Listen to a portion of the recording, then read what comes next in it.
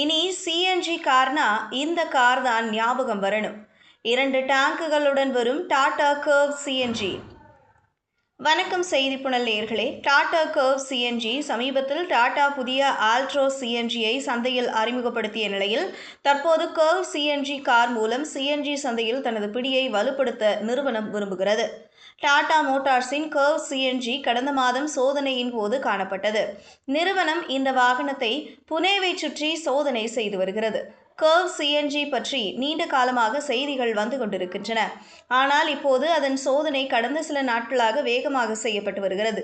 சமீபத்தில் டாடா நிறுவனம் புதிய ஆல்ட்ரோஸ் சிஎன்ஜியையும் சந்தையில் அறிமுகப்படுத்தியுள்ளது. இப்போது இந்த கார் மூலம் சிஎன்ஜி சந்தையில் தனது பிடியை வலுப்படுத்த நிறுவனம் விரும்புகிறது. கர்வ் சிஎன்ஜியில் என்ன சிறப்பு விஷயங்கள் காணப்படுகின்றன என்பதை அறிந்து கொள்வோம். Tata curve CNG Maruti Suzuki Grand Vitara மற்றும் அர்பன் க்ரூசர் ஹை ரைடருடன் நேரடியாக போட்டியிடும்.